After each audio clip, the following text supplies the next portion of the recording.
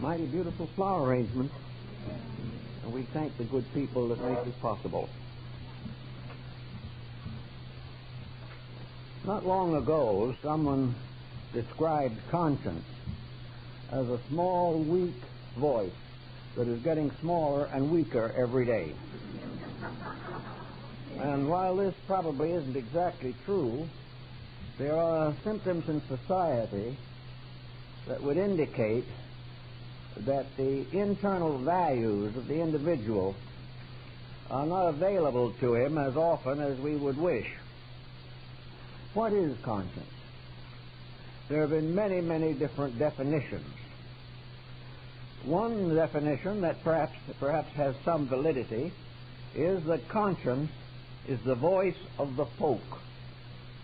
That is, it is a kind of whisper that descends to us through generation after generation of human experience.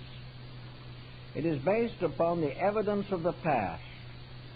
It is based upon a careful consideration of the Ten Commandments and the Golden Rule. It is involved in man's total experience of existence.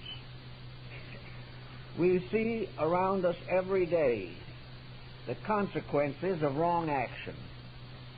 We observe how our neighbors suffer, how our nations are disturbed, and how our world is troubled. And we begin to put together patterns. We see the causes behind the difficulties that arise.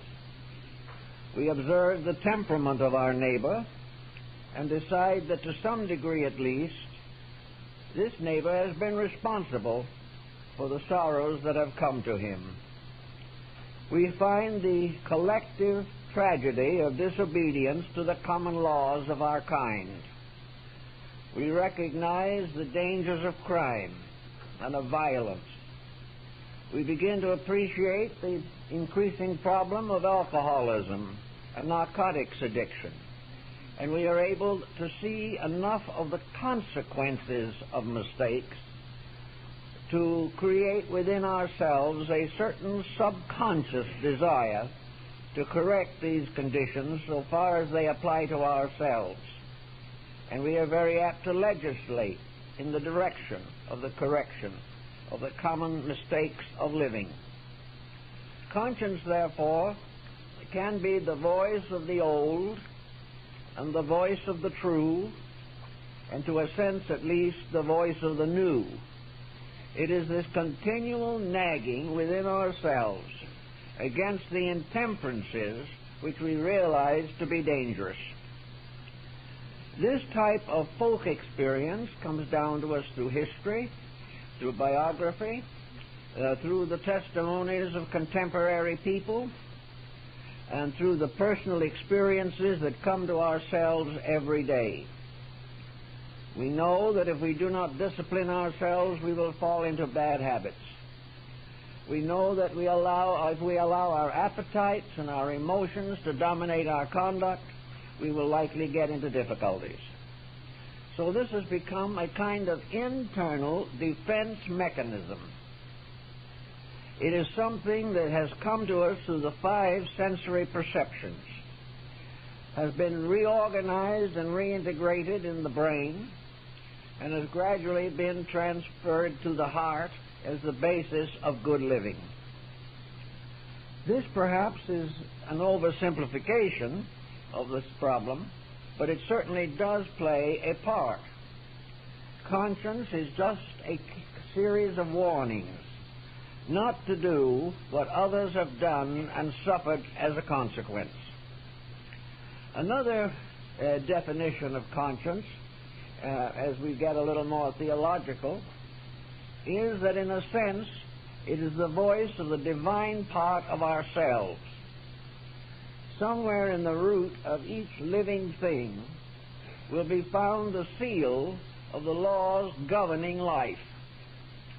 Every living thing, whether it be animate or inanimate, wishes to survive. And the seed of survival and the concepts necessary to survival seem to have descended to us with the very bodies and minds that we have inherited. Conscience is therefore that power within man which controls his moral growth, very much as that power in nature which controls the conduct of all other creatures. Just as the plant seeks the light, just as the earth is fruitful, so there are instincts to survive, to grow, to unfold and fulfill.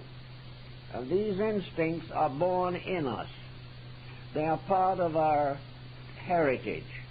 They are part of the life force which animates us.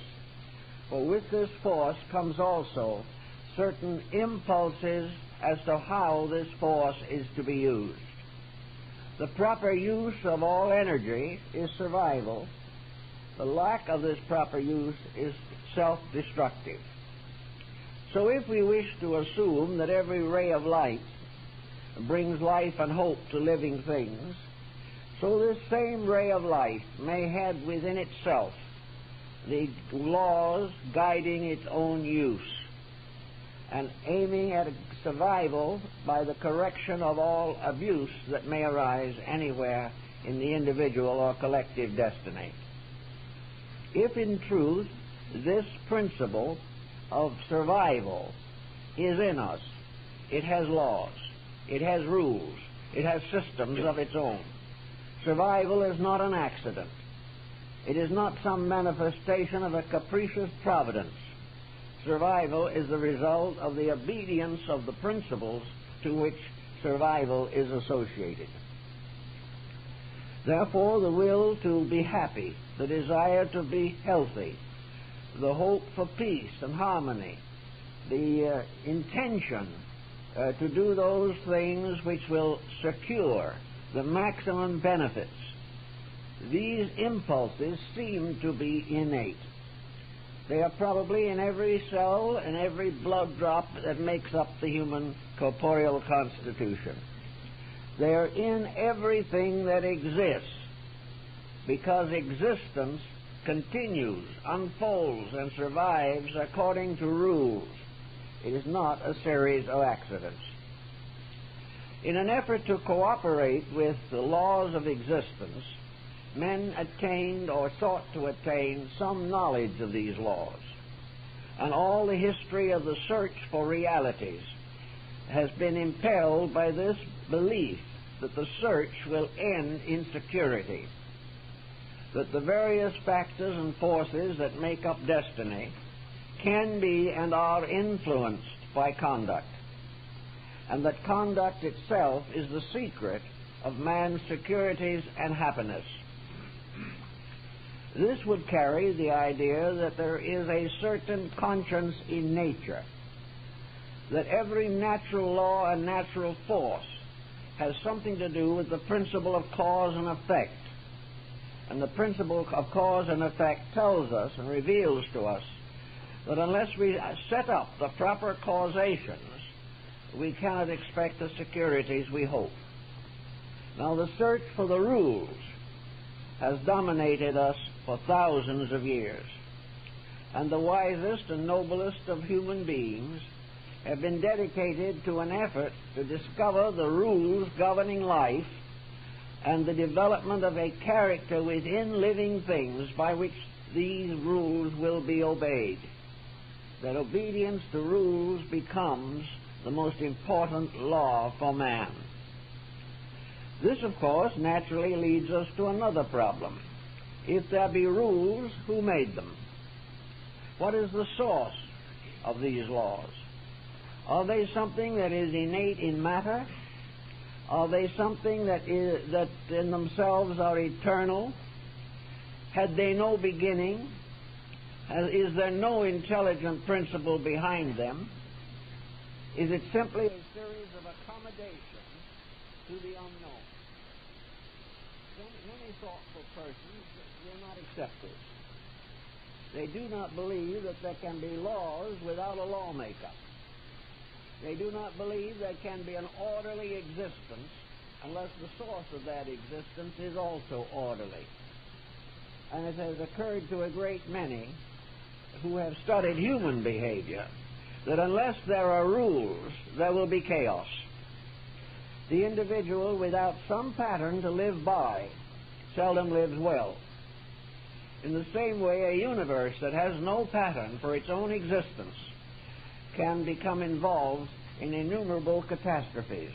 And it is the opinion of many learned persons who have studied the universe in some detail that without a presiding genius, without a sovereign principle or law, we would not even be problemed today, because we would no longer exist.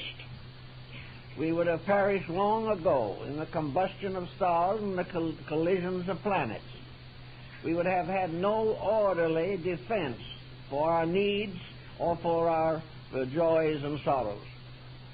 We realize that there is a strange interlocking of principles and processes all through the universe, and that these, in turn, are all aimed at providing a reasonable pattern for the existence of existing things. Buddha declared the universe to be a vast commonwealth. It was a vast integration, a kind of strange socialized cosmos, in which all of the principles work together for the common good, and all of these principles are subjectively aware of what constitutes the common good. Thus it would follow that, as Lord Bacon pointed out, that we cannot hope to have a mentally integrated universe without a mind. We cannot have life without universal life. We cannot have thought without universal thought behind it. We cannot have actions unless these are made possible through the dynamics in the universal pattern itself. So this brings with it the concept that conscience is something bestowed with natural law, that it is the true explanation of order, that it is the principle by which we exist as long as we obey, and obedience in this case is conformity to a universal purpose. At the seat of this universal purpose is, therefore, the universal purpose maker. The universe is either purposed or it is not purposed. If it is not purposed, nothing is important. If it is purposed, everything is important. As we obviously note every day, things are important. Therefore, the power that creates them must have importance, must have significance, must have the power and the authority to enforce the patterns by which the universe exists.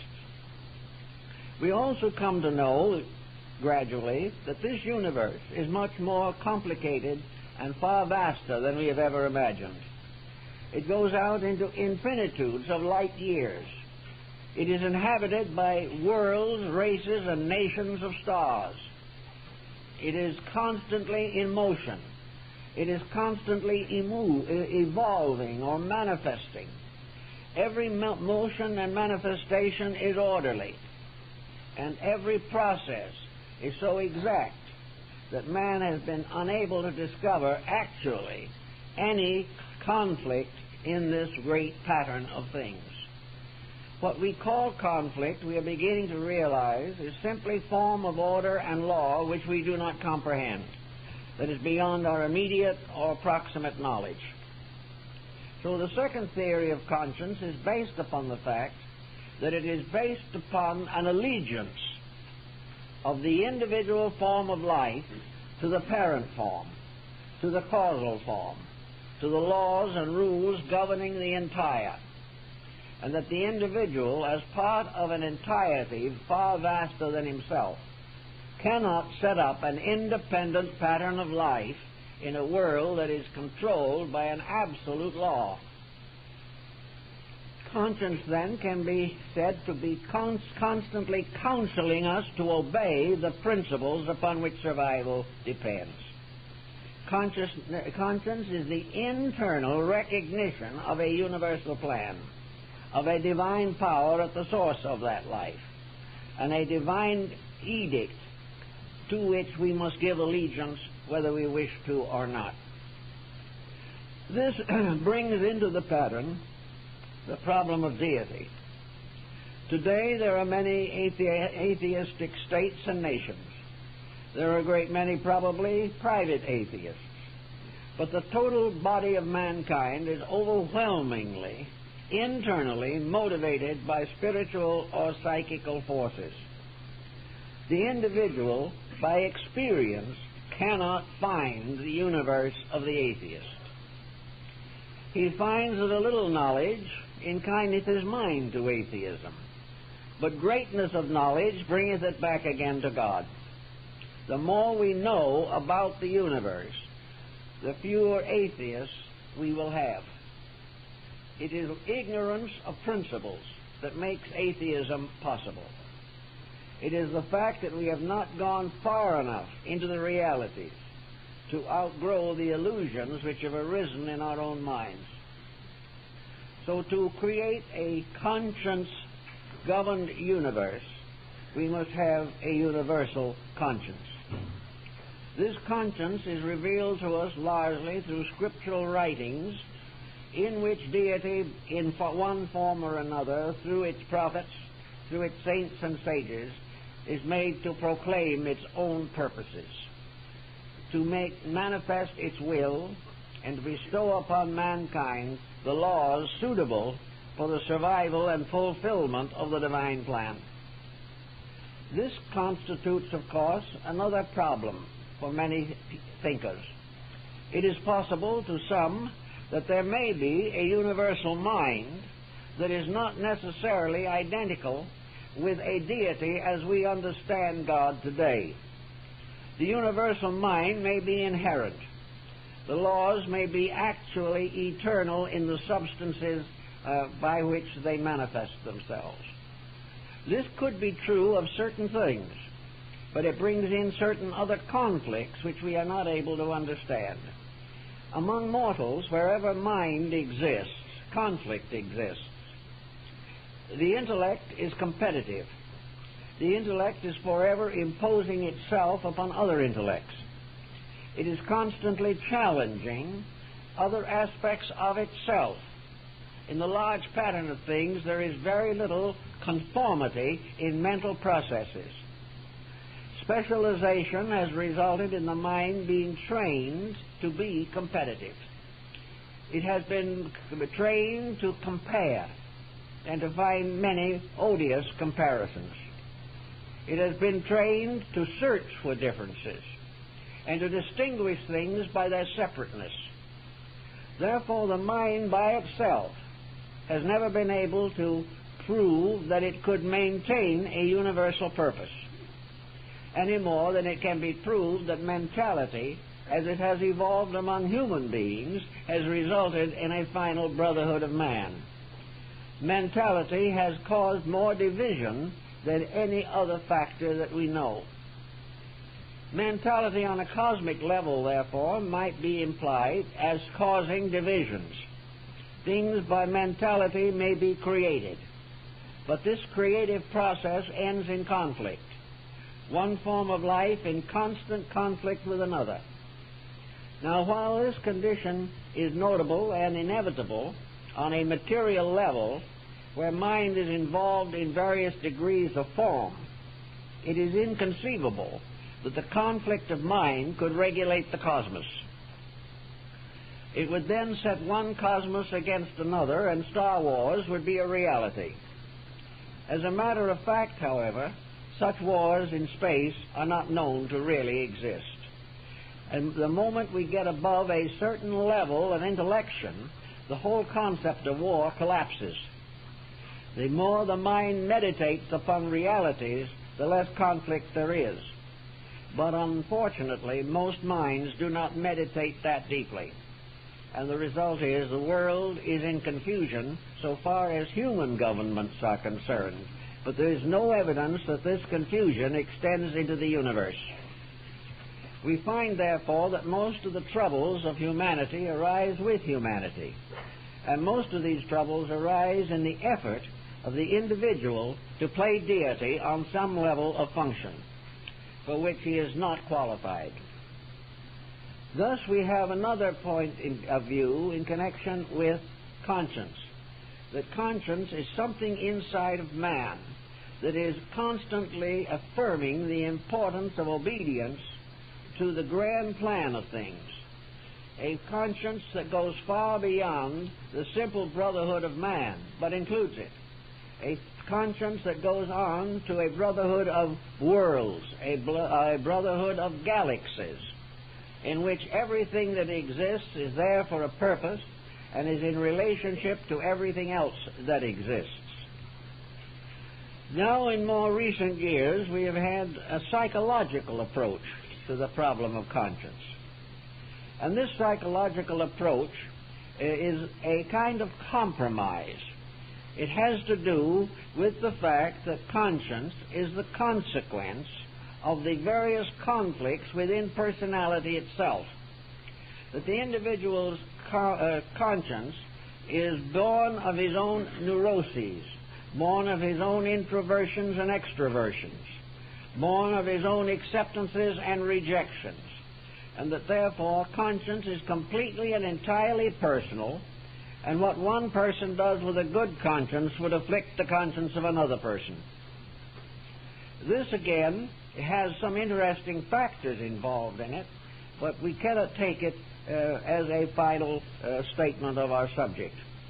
Assuming that conscience is the result of what has happened to us and how we have reacted to it, it would seem very obvious that because our actions are equated by our minds and experienced by our emotions, that conscience would then simply be the voice of our own total psychic experience. It would have no definite relationship to the experience of any other person. Each may have a conscience of this kind, but this conscience originates in the complex of his own nature. It results from his own attitudes toward things. Conscience, therefore, seems to be able to impel one person to a crime of vengeance because he believes his cause is just. Another individual with a different integration, under a similar provocation, decides that conscience is telling him to forgive his enemy and to continue to do good to those who grievously afflict him.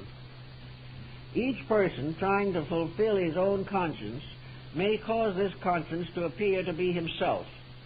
And under this pressure of this selfness of his own conscience, all kinds of strange phenomena result.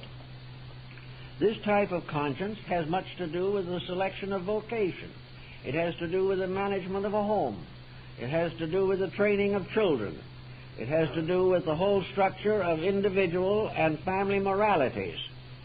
Conscience is therefore something that justifies an attitude which we have already decided to accept.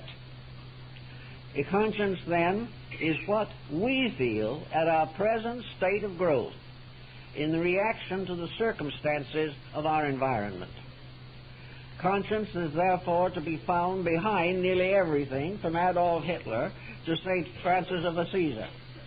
It is always what we believe, what we think, what we feel we should do under a certain condition.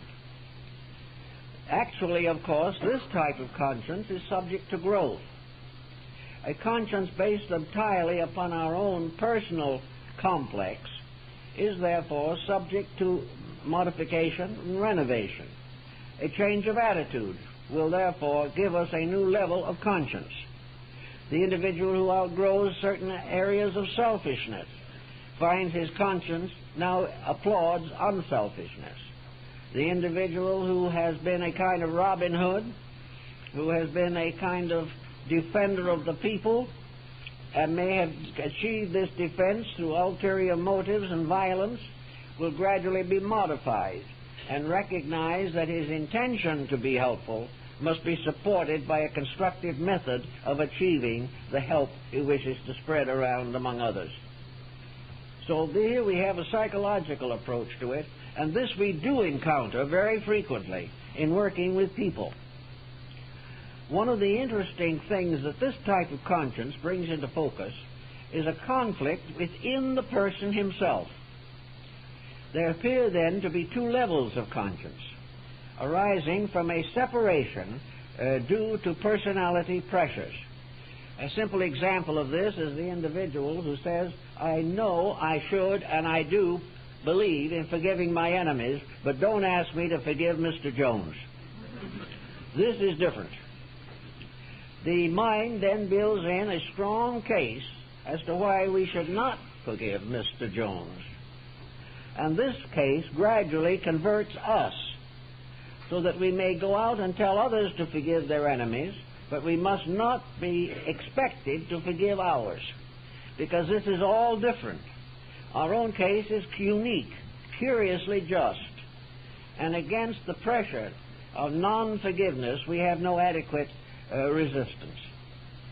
After a time, perhaps, when we have experienced the misfortunes and tragedies of unforgiveness, we may finally come to the point where we decide to forgive our enemy, to get it over with, and try to reconcile. This period of reconciliation seemingly comes nearly always as more solutional than the continuance of the grievance. Therefore, we find a certain peace or a certain release when we get over negative or destructive attitudes. But for many persons, this type of release is very, very difficult to attain because of the tremendous emphasis upon self. This brings the ego, or the personal self, into focus as a factor in conscience. The individual has his own personal integration. He is a self-centered human being. To him, the most important thing in the world is himself. That he shall achieve the fulfillment of his own purposes becomes the major reason for life. While this remains, conscience is defeated. And yet in its place is a pseudo-conscience which justifies all and makes all these ambitions perfectly proper. The case in point, perhaps, is a certain man who in a very dishonorable, vicious manner accumulated a huge fortune. After he had accumulated it, he began to realize the penalty that he had to pay in order to gain what he had. Little by little, this pressure of what he has becomes too heavy a burden, and there is a change in his own internal life. This individual in later years may give away his fortune or devote it entirely to benevolent purposes. He wishes to get rid of the conscience hurt that has developed as a result of his previous conduct. Usually only experience, time, and suffering will bring about this type of reformation. But it does arise when the individual discovers the negative consequences of the negative causes which he himself set in motion. Under this type of pressure, we find sometimes that the worst sinner becomes the greater saint, because finally we can no longer endure the conflicts set up by the consequences of conduct that was basically dishonest in the first place. This type of conscience problem has resulted in numerous benevolences in which the individual seeks to restore his own comfort of inner life by various humanitarian acts and philanthropies which will compensate for his personal selfishness. Selfishness and self-centeredness, of course, block conscience always. The Greeks pointed this out very clearly, that the soul has very little opportunity to express itself as long as the strength of the ego remains unbridled or unrestricted. The ego in the individual is based upon the simple fact, I want what I want. Also, it is there to justify getting what we want. And if someone questions this as being a proper way of growth, the individual will then point out that everyone else is doing it that way, and therefore he shall continue. In other words, he uses the delinquency of society to justify his own personal compromise of principles.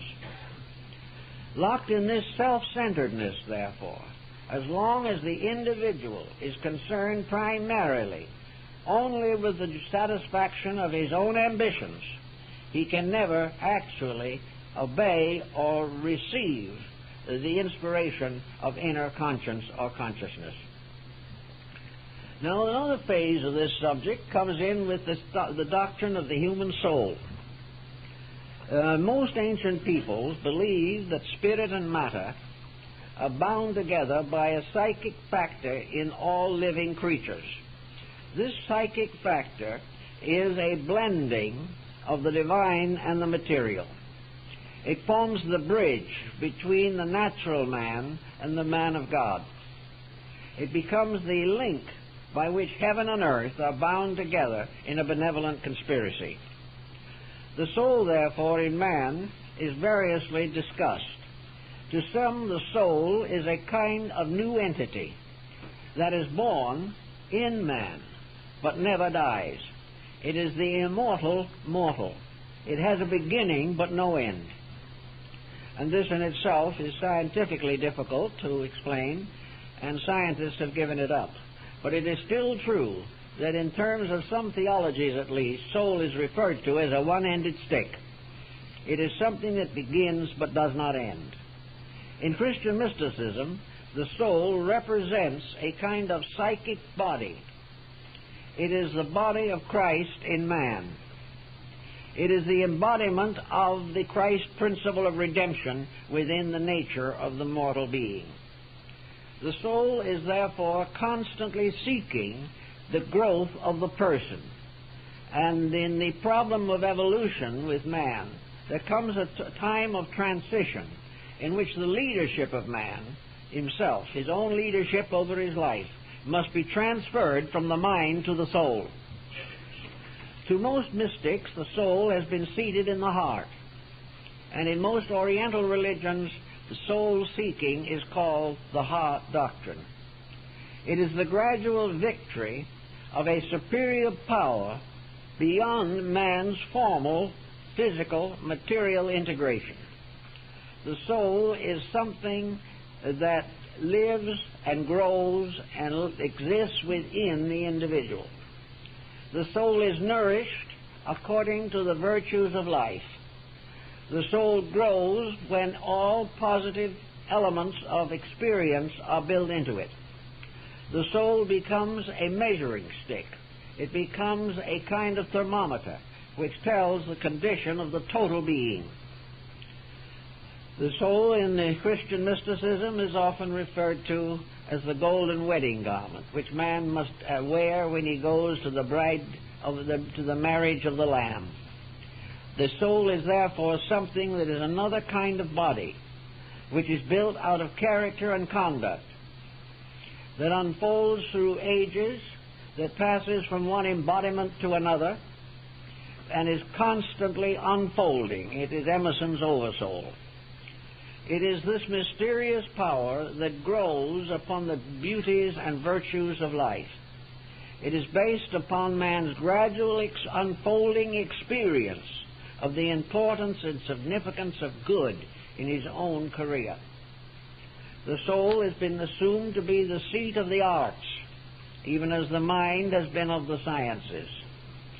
And all material things finally come under the dominion of the soul power that is locked within them. Now, there is a belief which is long held that the soul was once more powerful in man than it is today. Its power residing in the fact that the soul became more and more limited as the mental nature developed greater and greater individuality. The soul is not nearly as individual as the mind.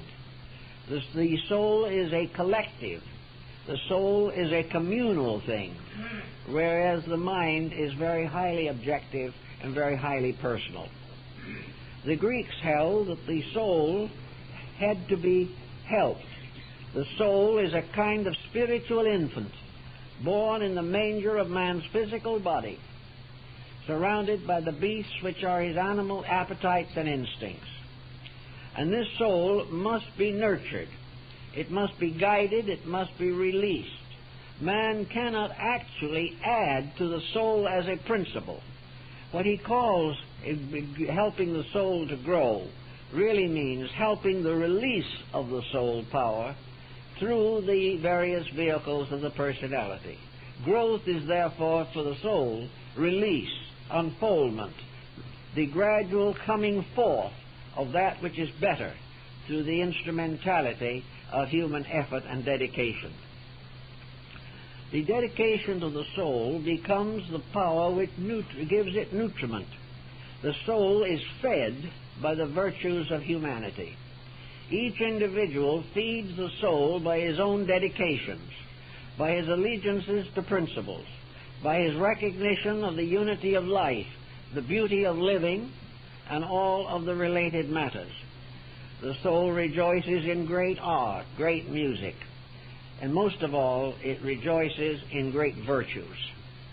It also comes just as easily and just as immediately to the most simple person, for it is simply the gradual release of the best part of himself through the rest of himself. The soul is a link, then, between an individual with his personal attitudes and the universal principle from which he is suspended. It is the effulgent blossom with its roots in heaven. It is the rose of the west mystic, and it is the lotus of the east. It is the symbol of the release of that part of man which is the best part of himself. But it is built gradually over a long period of time by the gradual accumulation of constructive achievement. It is enriched, it is renobled, it is released into expression by the effort of the individual to grow.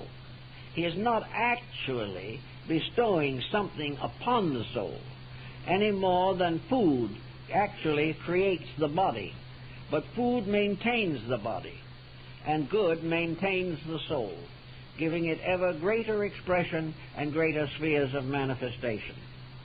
The release of the soul was therefore the great work of antiquity and of alchemy. It was the gradual regeneration of the individual from within himself, only possible because there was within himself forever and always the seed of his own regeneration. This concept is gaining greater popularity today also, especially as we begin to recognize the fallibility of the mind upon which we have based so many of our conclusions. That the mind by itself is suitable of achieving the ends we desire is now regarded as unlikely. It is not being justified by any experience that we have.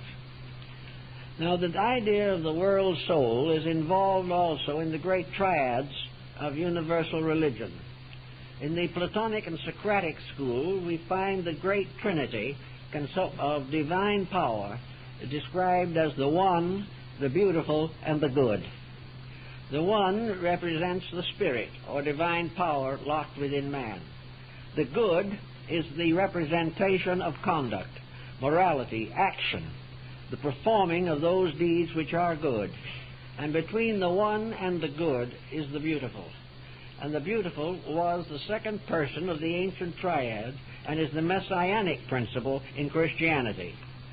The Beautiful is represented under the term of love. It is the glorification of all that is constructive, idealistic, and noble in the composition of man. It is the release through man of the God-man within himself. It is the release through the personality of the psychic center of adoration and veneration which is natural to all created things. The soul, therefore, becomes, in a sense, the individual savior of each person in whom that soul has residence. This redemption from within was the essential principle of the doctrines of Böhme, the German mystic. For to him the soul was like a little seed planted in the heart, which would grow into a great tree, and the branches of which were the medicines for the healing of the nations. The soul is something that is a kind of second birth, for the body is born from the womb and the soul is born from the heart, says the German mystic. And this is very largely the basis of conscience. Conscience is actually, to the mystic, the divine soul in himself revealing itself and impelling him to conduct consistent with its own nature. The sorrowing soul is the soul that is afflicted by the wounds of materiality. This is the part of the symbol in the early Christian church of the Mater Dolorosa, the Mother of God with the 7 wounds, the 7 wounds being the 7 deadly sins. Therefore, the soul is wounded by the evil that is done by the person. The soul is afflicted by the burden of destructiveness which arises in the personality. The soul is constantly counseling for the recognition of those virtues and those values which bring peace and happiness to the individual. So as we come on down now to the personal conduct of people and the problems and the difficulties with which we are all faced every day, we know that growth is the gradual victory of soul power over brute force. The soul is the leader which takes command when the mind recognizes its inadequacy. When we leave this life in the hands of the mind, we are in trouble. On the other hand, the mind, once it has been redeemed by the soul power, is regenerated and becomes the most powerful instrument for good that is possible for man to use. The conversion of the individual is really a threefold process. First, the body must be converted to the rules of common sense and integrity and its needs met. The heart must be converted away from its personal passions to an impersonal compassion for all that lives. And the mind must be converted so that it is no longer the instrument for the gratification of self-seeking, but becomes what it was intended to be, the instrument for the instruction of the whole world and the instruction of the mind, the sharing of the knowledge of the soul. The soul is therefore the ruler of the mind, and when this rulership is compromised or denied, the life begins to drift into problems. If you have been brought up in the average Western home in the last century, you will realize that the conduct of modern man is showing serious deteriorations. And this means that the conscience, the collective conscience of the public, has been gradually blocked by negative factors. Quarrel in his book of emblems, which we know are unfavorable. We try to live a little closer to conscience. We try to recognize the fact that when we say with our lips that a certain change is necessary to us, then it is high time for us to vitalize our words and begin to live according to this higher level of belief or conviction. A common occurrence of this today is alcoholism. The average alcoholic does not want to be an alcoholic. He wants whatever he believes to be the temporary benefits of intoxication, but he does not want to destroy his mind. He does not wish to inflict upon his body a situation that will give him years of physical pain. He would like to get over it, but the habit is hard to break. Some have found release through Alcoholics Anonymous. Others have taken the situation in hand personally and corrected the condition. But when they did so, this was a victory of soul power over brute force. It was a victory of the inner life over the habits of the body and the mental emotional complex. The individual who has been leaning upon some artificial stimulant or relaxing factor, when he begins to depend upon himself and is no longer dependent upon these false values, he is also confronted with another problem. Namely, is his own self sufficiently dependable? Can he really back up his desire to improvement by taking the course that may bring some temporary discomfort or inconvenience? Is he strong enough to break a bad habit and survive the changes that this breakage will cause in his life pattern? This is something that, again, is becoming a very definite issue. Another one, of course, a very, very definite one, is the spread of various narcotic addictions among young people. Most young people today are aware of the tragedies of various hard drugs, but they are not able to escape the pressure of the peer group, and they're not able to break the habit once it has moved in upon them.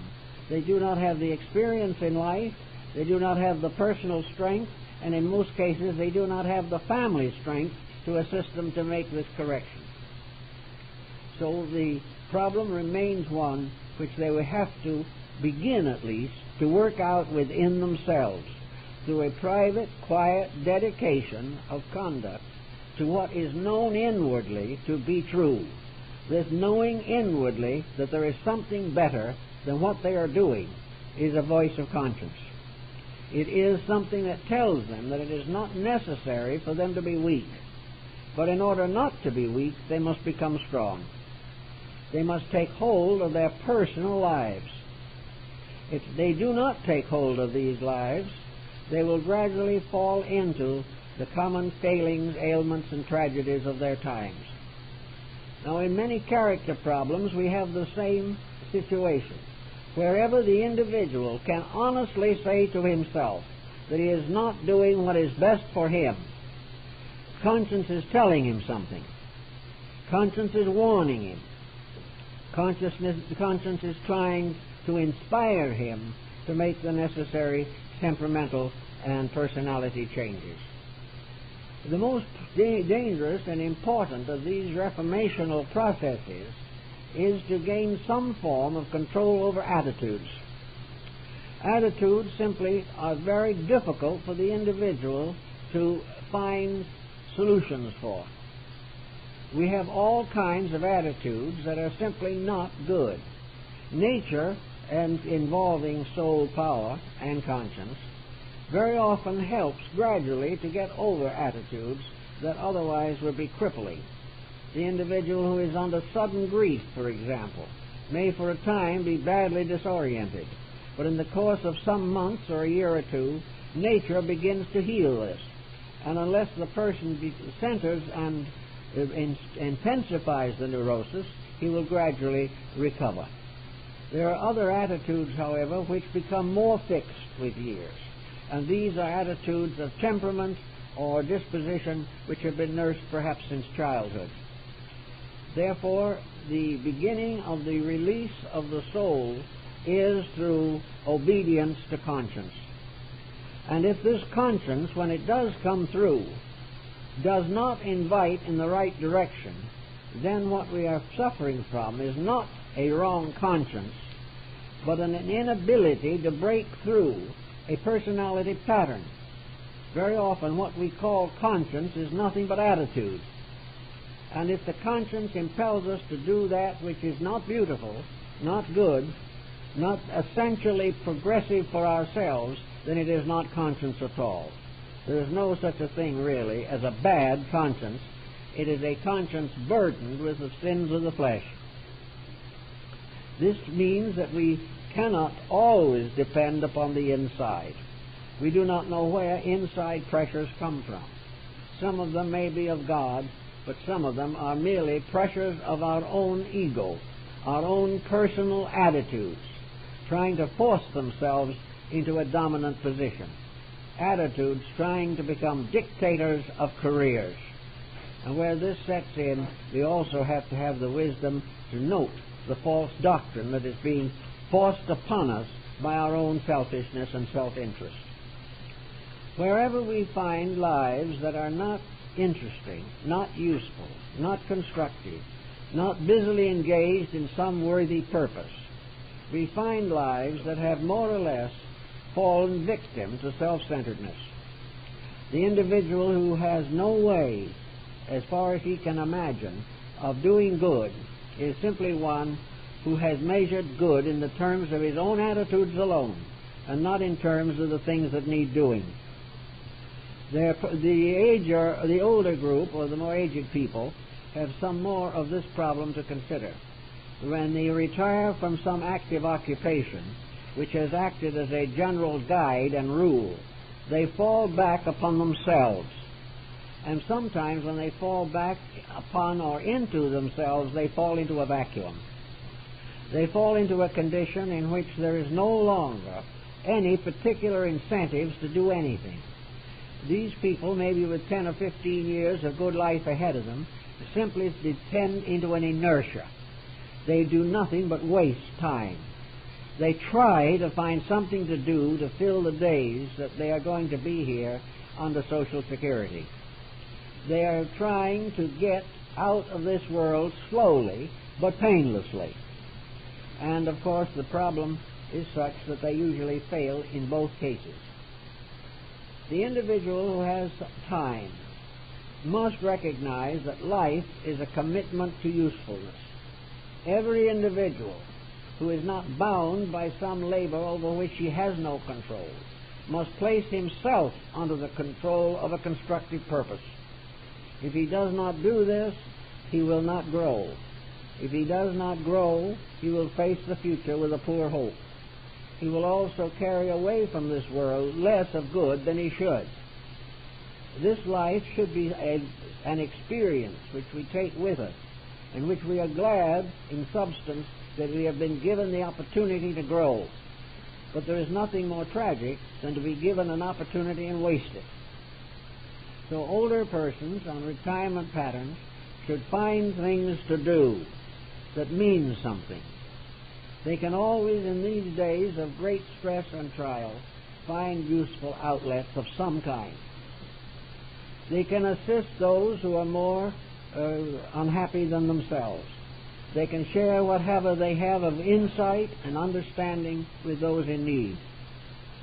They can help disillusioned persons to realize that there are good people around them, even though they have not previously known many of them. Everywhere, growth is the answer to the problem. And growth means two things: that we shall change for the better inside, and having changed, shall use the new insights to control outer conduct, so that it becomes more beneficial both to ourselves and to others.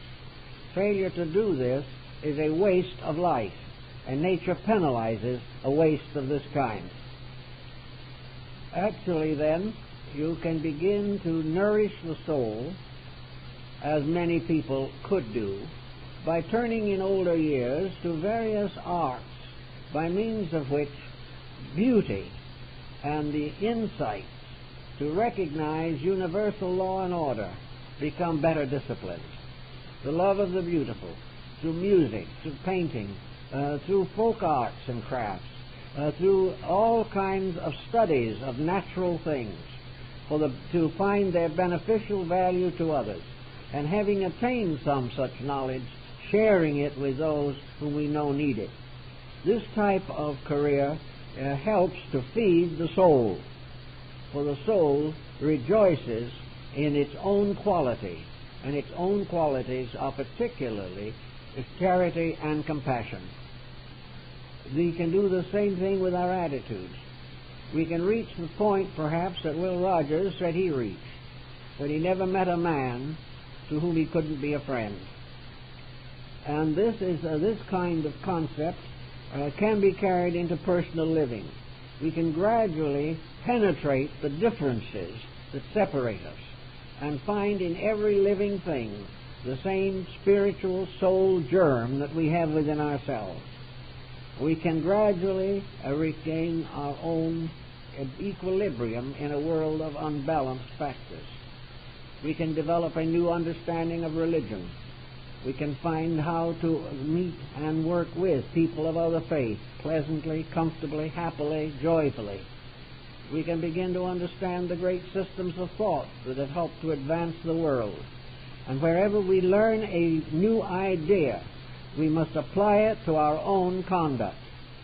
If we have a mental extension, it should result in a material improvement in our orientation. And wherever we have leisure, wherever we have opportunity, we should carefully guard and censor our conduct under these new insights that have come to us. This is also a very valuable factor in improving the general condition of the world around us.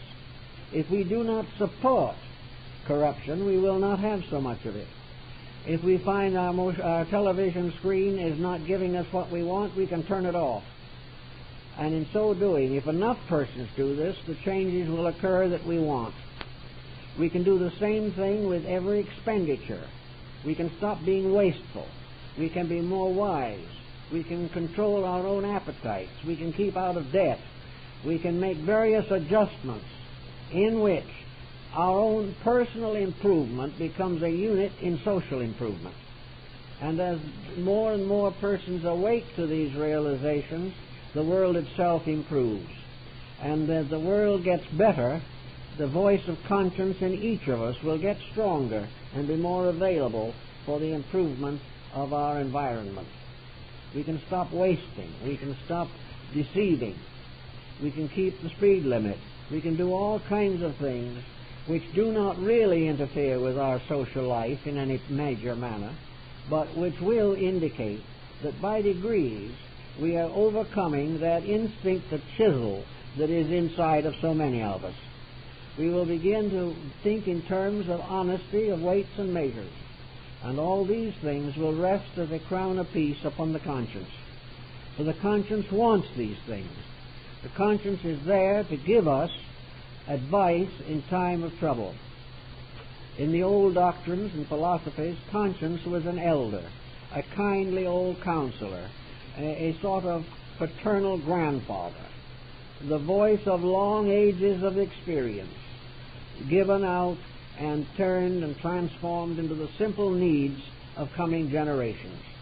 As children once gathered around their grandparents to hear the stories of old times, so the conscience within us is an eternal teacher.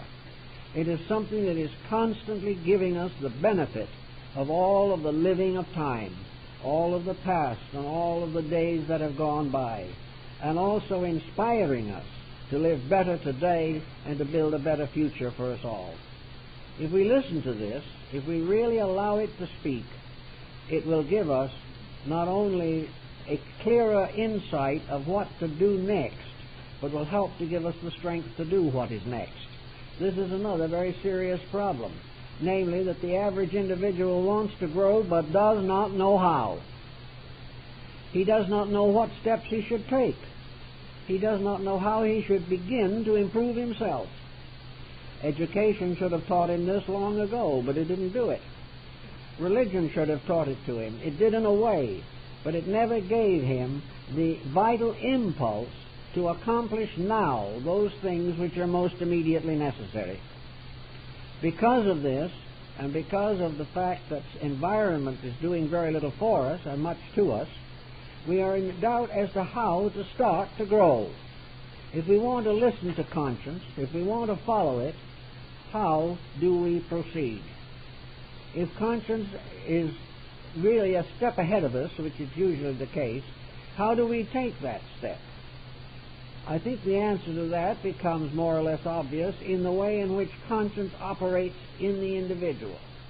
Conscience usually steps in at a moment when the individual is under temptation to be less than himself. Conscience comes in as a result of repentance over an action which we know we should not have committed. A conscience may point out that we have said an unkind word when a kind one would have been more useful. Conscience tells us that we shouldn't have tried to get more than we were entitled to in some transaction. Conscience may tell us that when the wholesale price goes up 5 cents, we are not entitled to raise the price of the article by $5. These things we know. And if we're quiet for a moment, we realize this. But as a conscience bomb, we take another drink and keep on. Actually, when this voice of conscience begins to speak, all we really have to do is listen. And when it says to us, you shouldn't have done that, then we should try definitely to understand why we shouldn't have done it, and if possible, to undo the thing that we did that was wrong, and to remember the next time. For once you do a favor for conscience, you do something it wants you to do, it is more available on the next occasion. Having some more confidence in you, your conscience begins to be more active. And it will warn you beforehand what is likely to be the consequences of a mistaken action. The Pythagoreans had an exercise for this.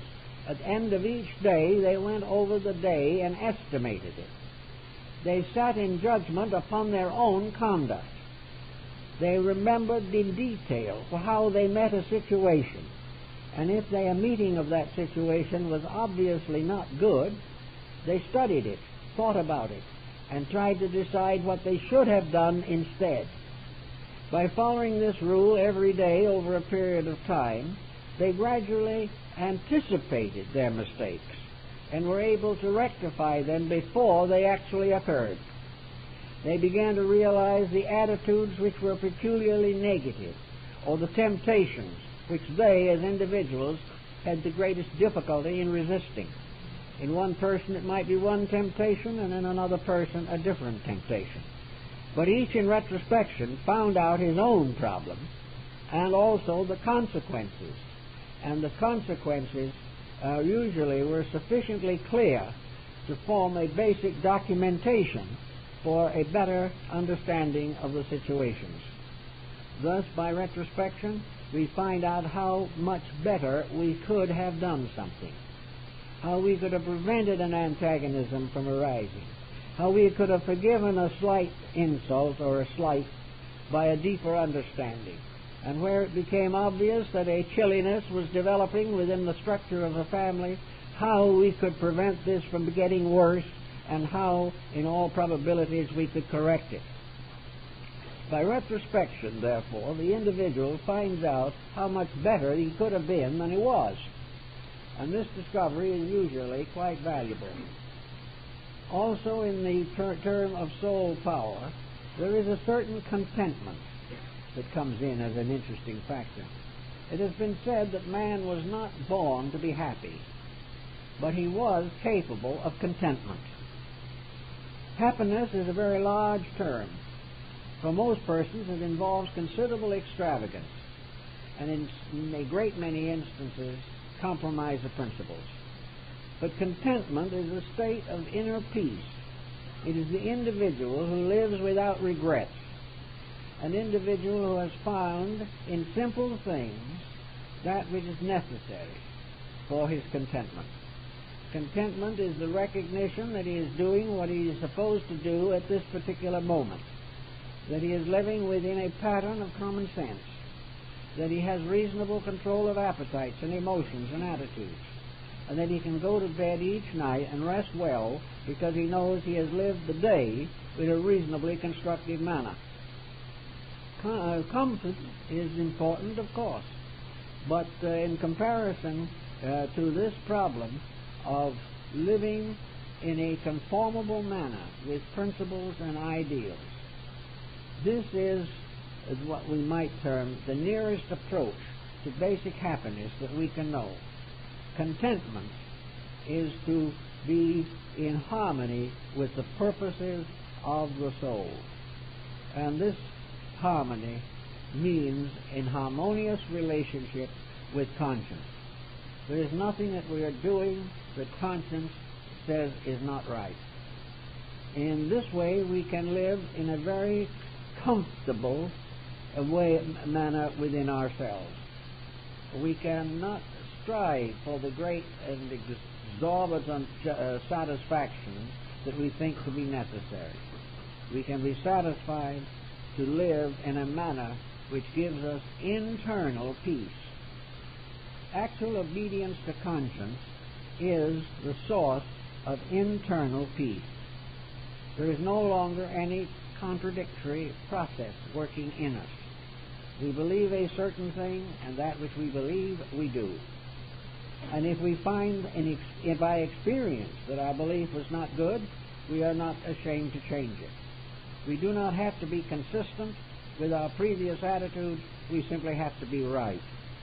And when we are right, we are comfortable. And when we are comfortable, we are contented. And the processes of growth within ourselves are advanced. where we break faith with our principles and are not contented, where we are no longer in a comfortable internal state, it is now becoming increasingly obvious in the world of science that our conflicts with conscience are a contributing factor to many ailments. The physical body does not flourish under conflict. The physical body is not happy when the individual must live in a state of continual remorse over his own misdeeds. The body does not flourish under excesses of any kind. The digestive system wants you to be a contented human being. And when discontent comes in, dyspepsia comes in with it. When the individual no longer fulfills the simple impulses of his normal conscience, the high blood pressure comes along. Then comes all kinds of medications, most of which are intended to block symptoms, the cause of which does not lie in the body, but in the psychic integration behind the body. So wherever there are efforts or trials to go against the normal, the conscience, the rightfulness, the peace, the integrity of living, the body begins to suffer. Now, no one really enjoys suffering. They do not like pain. They would prefer not to have it. And one of the ways to reduce it markedly is to reduce stress. And stress is nearly always the effort of the person to bluff his way through something that is not right. Stress is a desperate determination to fulfill willfulness. And it is, as the old Zohar says, it is from will that evil fell. The self-will is the source, in most cases, of corruption and discord. So as long as this self-will forces us to do things that are not as they should be done, we're going to be sick. And sickness, in turn, gradually becomes chronic with the habits that cause it.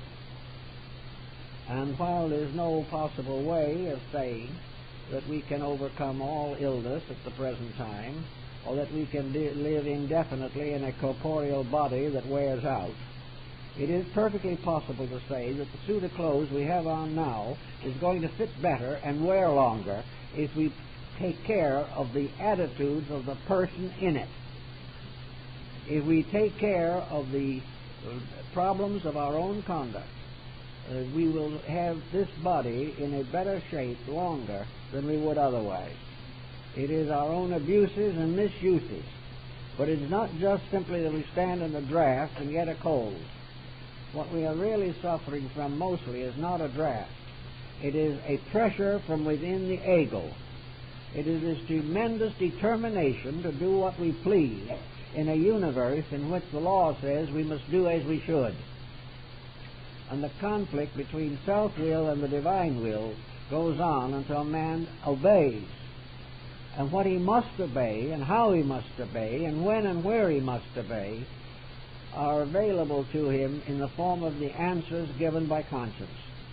Conscience can lead him out of most of the slough of despond, which is mentioned in Pilgrim's Progress, and lead him into a contentment, an adjustment, a consistent relationship with life that is useful and purposeful. If he has mistaken submerged desires for conscience, he'll find out, because these submerged desires will not cure the problems. But where he keeps faith with the principles of life, where he is true to the grand plan of which he is a part, he will have a minimum of stress and a maximum of contentment. In fact, he may be so contented before he gets through with it that he'll actually decide that he is happy. Happiness, as the Arabian Nights tells us, must be earned. And the individual earns happiness by deserving it. And in order to deserve it, he must realize that happiness is not the fulfillment of desire. It is the correction of the impulse of desire within himself. If he desires only that which is good, desire becomes the basis of happiness or contentment. If he desires that which is not good, he can work himself to death, he can have one coronary after another, and he still will never achieve what he calls happiness. For happiness is a byproduct of doing what is next, and doing it in the best possible way that we can.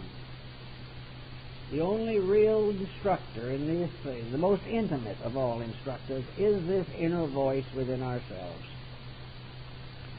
It sometimes gets tired, and you may not hear from it for a while. It gets worn out by being constantly blocked. It is even seriously offended by being ignored forever.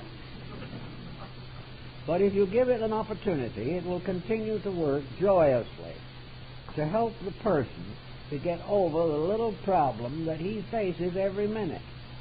The individual was watching his favorite television program and was in the midst of the 9th murder when the phone rang. He went to the phone, irritated because it was taking him away from a large dose of mayhem. He therefore was short on the phone, turned off the friend who phoned, and told them to call some other time when they weren't so busy. In other words, busy watching murder. This was a mistake. He should have recognized the telephone call as a deliverance, as an opportunity to find some way or reason to break away from that type of problem. He should have been gracious and thoughtful and kind, and he should never have allowed his interest of this nature to offend someone else, but he might well do it. Therefore, if his conscience had been leading him, he would have been at least kindly and realized that even if he missed his favorite murder, it would probably be repeated 50 times in the next 30 days. Taking a different attitude. There are no interruptions. What is an interruption is a breather. If it's an interruption we don't like, we're unhappy about it.